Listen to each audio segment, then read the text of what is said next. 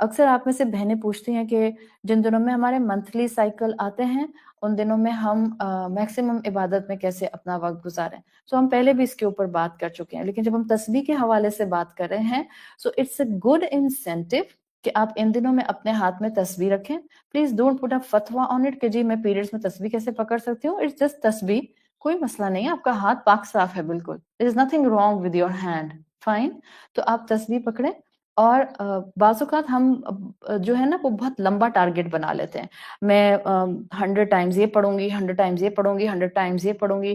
If you can do self management اور آپ وہ ساری تسبیح ہاتھ پڑھ لیتی ہیں, well and good, please go head.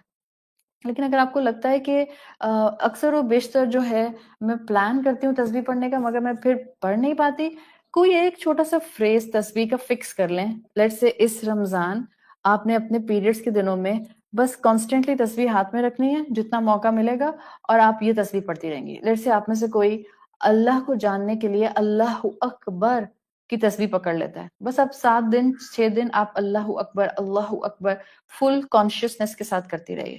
آپ میں سے کوئی استغفار کی تسبیح پکڑ لیتا ہے, استغفر اللہ, ہر دانے پر ہر مرتبہ صرف استغفار پڑھیے. استغفار نہ صرف گناہوں کو بخش دیتی ہے, استغفار برکتوں کے دروازے کھول دیتی ہے. اور استغفار کا ایک جو کنسیکوینس جو پھل آتا ہے وہ یہ کہ انسان جتنی استغفار بڑھا دیتا ہے اور جتنی جینوین استغفار کرتا ہے, آسمان سے رزق برستا ہے اور اس کے پیروں کے نیچے سے رزق برستا ہے. تو کوئی ایک تسبیح پکڑ لیجئے. جب ہم ذکر القلبی کی بات کریں, آپ کو پتہ ہے پہلی وحی جو اللہ کے رسول صلی اللہ علیہ وسلم پر آئی اس میں جو پہلا لفظ تھا وہ بھی اسی قاف را حمزہ سے تھا. کیا لفظ تھا وہ؟ اقرا. سورہ علق کی پہلی آیت جو تھی, اقرا اللہ کے نام کے ساتھ پڑھو جس نے تمہیں پیدا کیا. اقرا اللہ کے رسول کو حکم دیا گیا. اب رمضان کا مہینہ اور قرآن کا مہینہ اور قرآن کی تلاوت, ہم جانتے ہیں یہ سب انٹر ریلیٹڈ ہیں آپس میں. جب ہم قرآن کی بات کر رہے ہیں اور قرآن کی تلاوت کی بات کر رہے ہیں تو یہاں ایک چیز یہ سمجھ لیں کہ میجورٹی اسکالرس کے نزدیک, کیونکہ ہم سب خواتین ہیں اور روزے رکھتی ہیں, اور ہمیں جب ہم بہت شوق سے روزے رکھ رہی ہوتی ہیں اور عبادت کر رہی ہوتی ہیں اور ریگولر قرآن پڑھ رہی ہوتی ہیں اور کوشش کر رہی ہوتی ہیں کہ ہمارا قرآن مکمل ہو جائے کم سے کم ایک, تو اس میں ہمیں جو ہمارے نارمل سائیکل آتے ہیں, جو ہمارا پیریڈس کا پورشن آتا ہے, اس میں اکثر خواتین کو کنفیوژن رہتی ہے کہ ہم اس ٹائم میں کیا کریں. لیکن قرآن کا پڑھنا, قرآن جو کلام اللہ ہے, قرآن جس کو آپ اگر شریعت کے اندر دیکھیں تو ہم قرآن کس کو کہتے ہیں؟ اللہ کا وہ کلام جو رسول اللہ صلی اللہ علیہ وسلم پر نازل کیا گیا اور جس کا پڑھنا باعث عبادت ہے. قرآن میرے اور آپ کے لیے جنت کا ایک GPS ہے. قرآن کو پڑھیں گے, عمل کریں گے تو انشاءاللہ جنت کا راستہ آپ کے اور میرے لیے کھلتا چلا جائے گا. رمضان کے مہینے میں جن دنوں میں آپ نے روزہ نہیں رکھنا ہوتا, روزے کی تو آپ کو قضا کرنی ہوتی ہے, آپ کو معلوم ہے. آپ کو معلوم ہے کہ پیریڈس کے دنوں میں جو نماز آپ کی چھوٹ جاتی ہے اس کی قضا آپ کو نہیں کرنی ہوتی. اب اس میں آپ رمضان کے مہینے میں کیا کریں کہ جب آپ کو پیریڈس ہو جائیں اس میں آپ یہ کر سکتے ہیں کہ جو آلریڈی آپ کو حفظ قرآن یاد ہے آپ اس کو ریوائز کر سکتے ہیں. بعض دفعہ ہمیں یہ لگتا ہے کہ آپ پوری آیت ایک دفعہ ایک ساتھ نہیں پڑھ سکتے, اس کی اجازت ہے, اس لیے کہ اسکالرز اس کی اجازت دیتے ہیں. دوسرا قرآن کا کیا ہے کہ قرآن کو آپ ٹچ بھی کر سکتے ہیں. آپ کو معلوم ہے آپ گلوز یوز کر سکتے ہیں, آپ ٹرانسپیرنٹ شیٹ ٹیکسٹ کے اوپر رکھ سکتے ہیں. اور اگر آپ یہ نہیں بھی کرتے, بعض دفعہ لوگوں کو ہیسیٹیشن ہوتی ہے گلوز پہنتے ہوئے, جیسے میں پرسنلی گلوز نہیں پہن کر قرآن پکڑ سکتی, مجھے بہت ہیسیٹیشن ہوتی ہے, میں نہیں کر سکتی. تو اس میں اسکالرس کہتے ہیں کہ جیسے آپ کا جو قرآن ہے, لیٹس سے اگر یہ قرآن ہے تو آپ اس کا پیج پلٹ سکتی ہیں ہاتھ سے پکڑ کے, آپ کا ہاتھ اس کے ٹیکسٹ پر ٹچ نہیں کرنا چاہیے. نمبر 1. نمبر 2, اب جیسے آج کل ہمارے پاس ٹیبلیٹس ہیں, ہمارے پاس فونز ہیں, اسمارٹ فونز ہیں.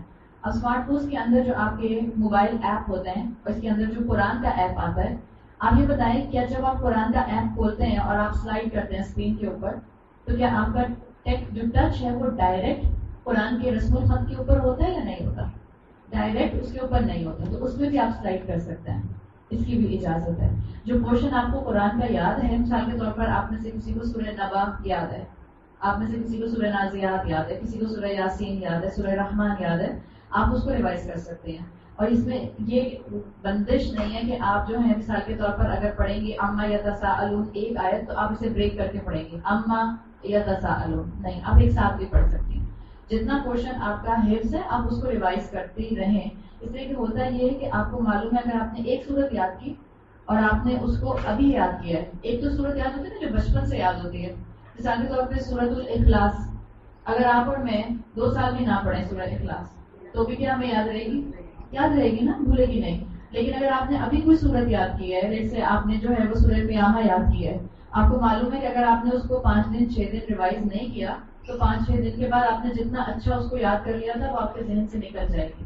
اس صورت میں آپ اپنا ریگولر ذکر کر سکتی ہیں پیریڈس کے دنوں میں, آپ اپنی کثرت سے تسبیح کر سکتی ہیں, آپ جو ہے جو درس لٹریچر ہوتا ہے جو لیکچرز ہوتے ہیں آپ یہ سن سکتی ہیں, آپ تفاسیر پڑھ سکتی ہیں, آپ اپنا حفظ کیا وہ پورشن جو ہے اس کو بھی ریوائز کر سکتے ہیں. ٹھیک ہے, تو اس کو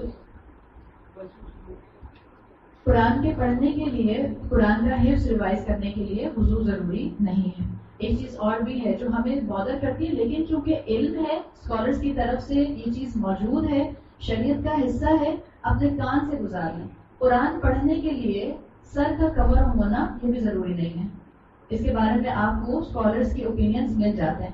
لیکن اگین بات کیا آتی ہے, کہیں پر شریعت چیزوں کو بالکل واضح کرتی ہے اور کہیں شریعت اجازت دیتی ہے. جیسے مثال کے طور پر جس کلچر میں آپ اور میں رہتے ہیں, اس کلچر میں ایک ڈیمانڈ ہے کہ جب آپ قرآن پڑھیں یا قرآن پڑھائیں, اسپیسیفکلی قرآن کا علم. جیسے مثال کے طور پہ کوئی اگر گرامر پڑھا رہا ہے اور اس کے سر پر دوپٹہ نہیں ہے تو شاید لوگ اتنا بادر نہیں کرتے ہیں اس چیز کو.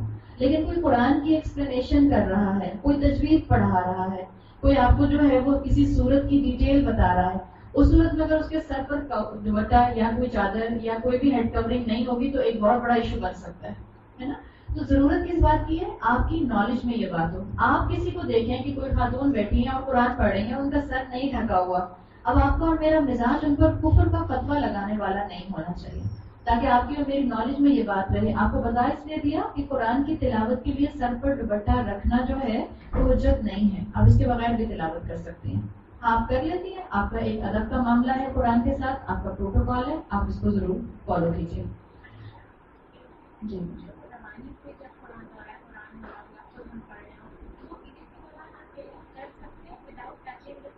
ایگزیکٹلی, بالکل, جی ہاں. دیکھیے اگر مثال کے طور پر پیریڈس کے دنوں میں جب میں یہاں پر آ رہی ہوں, جب مجھے پیریڈس ہوں گے تو کیا میں آپ کو پڑھانے نہیں آؤں گی؟ آف کورس ایسا نہیں ہو سکتا. پڑھنے پڑھانے کے لیے تو خاص اجازت ہے, پڑھنے پڑھانے کے لیے تو اتنی بھی اجازت ہوتی ہے جو بچیاں ریگولر کہیں پر بیچلرس کی ڈگری اسلامک اسٹڈیز میں لے رہی ہوتی ہیں یا کہیں حفظ کر رہی ہوتی ہیں, ان کو تو ریگولر حفظ کرنا ہوتا ہے, اور اگر وہ حفظ اپنا ذرا سا بھی ریوائز نہ کرے تو ان کے تو ہاتھ سے چھوٹ جائے گا. تو وہاں پر ٹیچرس اور اسٹوڈینٹس دونوں اسی کنٹینیوٹی سے پیریڈس کے دنوں میں بھی اپنا حفظ آگے سے آگے جاری رکھتے ہیں, اپنی تلاوت جاری رکھتے ہیں جیسے کہ وہ اپنے ریگولر روٹین میں پڑھ رہے ہوتے ہیں. اس کی بالکل اجازت ہے. تو پڑھنے پڑھانے کے لیے جتنا پورشن قرآن کا آپ کو لگتا ہے آپ نے یاد کیا ہے, اور اگر آپ نے پیریڈس میں اس کو ریوائز نہ کیا تو وہ آپ کو بھول جائے گا, تو آپ بھی اس کو ریوائز کر سکتی ہیں. آپ بھی اسی استاد اور شاگرد کی کیٹیگری میں آ جائیں گے. کلیئر ہو گیا؟ اچھا چلے الحمدللہ. اب یہ چیز بتاتی کیا ہے کہ قرآن کے ساتھ آپ کا اور میرا relation ship one of situation والا نہیں ہے, کبھی کبھار والا نہیں ہے, اس لیے آپ کو اتنی دین کی آسانیاں ملتی ہیں. لیکن 2 چیزیں آپ نے سنی ہے, ایک بالکل بیسک بات جو میں آپ کے سامنے رکھنا چاہ رہی ہوں. آپ کو پتا ہے نا کہ ایک آپ کو باقی حاصل کرنی ہوتی ہے جو آپ حالت جنابت میں ہوتے ہیں. جیسے آپ کا اپنے شوہر کے ساتھ سیکشل ریلیشن شپ ہوا ہے, اس صورت میں آپ کو جنابت کی حالت ہو جاتی ہے, آپ کو غسل کر کے پاک ہونا ہوتا ہے. صحیح. اس صورت میں بھی جنبی کے لیے بھی اجازت نہیں ہے کہ وہ قرآن کو پڑھے یا قرآن کو چھوئے. اب یہ جنابت جو کہ آپ کو سیکشل ریلیشن شپ کے بعد ہوئی, اور ایک جنابت حالت ناپاکی جو آپ کو پیریڈس کے دنوں میں ہوتی ہے, ان دونوں میں فرق ہے. کیا فرق ہے ان دونوں میں؟ ناپاکی تو دونوں ہے, لیکن فرق کیا ہے, جو حالت جنابت ہے سیکشل ریلیشن شپ کے بعد والی, اب اس سے کتنی جلدی آپ پاک ہو جاتی ہیں, اٹس یور چوائس, یہ آپ کے پاس ہے نا. آپ جتنی جلدی غسل کر لیں گے آپ پاک ہو جائیں گے, آپ جتنا ڈیلے کریں گے آپ ناپاکی کی حالت میں رہیں گے.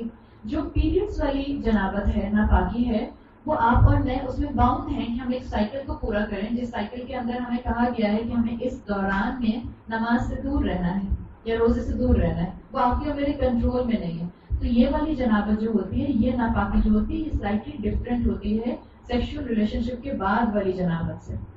تو جب آپ ہمیں اپنا ذہن کلیئر رکھیں گے تو ہمیں پتہ چلے گا کہ قرآن کو آپ زندگی میں سے آن اے ریگولر بیسس بہت لمبے ٹائم کے لیے اومٹ نہیں کر سکتے ہیں. ہر عورت کی زندگی میں ہر مہینے کے 5 سے 6 دن ایسے آتے ہیں جس سے وہ ٹوٹلی اپنے آپ کو قرآن سے ڈیٹیچ نہیں کر سکتی ہے. ہم بالکل ڈیٹیچ کر لیتے ہیں. وہ اس لیے ہم ڈیٹیچ کرتے ہیں کہ باقی مہینے میں بھی ہم باقی 25 دنوں میں کون سا ریگولر قرآن پڑھ رہے ہوتے ہیں رمضان کے علاوہ. ہم تو کبھی کبھار قرآن کھولتے ہیں. کیا کھولتے ہیں قرآن؟ جب کوئی مشکل آتی ہے تو ہم قرآن کھولتے ہیں, جب کوئی پریشانی آتی ہے تو ہم قرآن کھولتے ہیں, جب کوئی بات پوری نہیں ہو رہی ہوتی, خواہش پوری نہیں ہو رہی ہوتی تو ہم قرآن کھولتے ہیں. کسی کو کوئی بیماری لگ جائے تو ماں باپ جو ہے اگر خدا نخواستہ اولاد کو بیماری لگ گئی تو ماں باپ قرآن کھول لیتے ہیں, یا کوئی ڈیزاسٹر آ جائے, کسی کا انتقال ہو جائے تو قرآن کھولتا ہے. جبکہ قرآن آپ کی اور میری زندگی میں 24/7 رہنا چاہیے. اور مجھے اب آپ کو مزید بتانے کی ضرورت نہیں ہے کہ کیسا رہنا چاہیے اور کیسے آپ اور میں واکنگ قرآن بن سکتے ہیں. اس لیے ہم نے پچھلی 2 کلاسز میں کافی تفصیل سے بات کر لی کہ کیسے صحابہ اور صحابہ کے بعد کی جنریشن جو تھیں وہ چلتا پھرتا قرآن ہوا کرتے تھے. اس چیز کی ضرورت ہے جو مجھے اور آپ کو کرنا ہے. اکثر خواتین کبھی بات کرتے ہوئے جذبات میں کہہ دیتی ہیں کہ میں تو قرآن کے لیے جان دے سکتی ہوں, میں اسلام کے لیے جان دے سکتی ہوں. لیکن جان بعد میں دیجیے گا, پہلے آپ اسلام کے ساتھ زندہ رہنا سکھا دیں اور سیکھ لیں. آپ اسلام کے مطابق زندہ رہیے, آپ اسلام کے اور قرآن کے مطابق زندگی گزاریے. یہ زیادہ آسان ہے, مرنا تو بہت آسان ہے. مرنے میں کیا ہے, ادھر آپ کا انتقال ہوا اور ادھر آپ کی روح جو ہے وہ اوپر فلائی کر جائے گی اور زندگی کا معاملہ ختم ہو جائے گا. قرآن کے لیے مرنا نہیں, قرآن کے لیے جینا سیکھیے. یہ اپنا سلوگن بنائیں گے تو انشاءاللہ زندگی میں آپ کو قرآن کو اپنے ساتھ ساتھ لے کر چلنا جو ہے یہ آسان بن جائے گا. اور یہ قرآن جس کو مجھے اور آپ کو ایسا بتا دیا گیا ہے اور ایسا پورٹری کر دیا گیا ہے کہ شاید یہ صرف اور صرف عبادت ہی کے لیے پڑھی جانے والی کتاب ہے.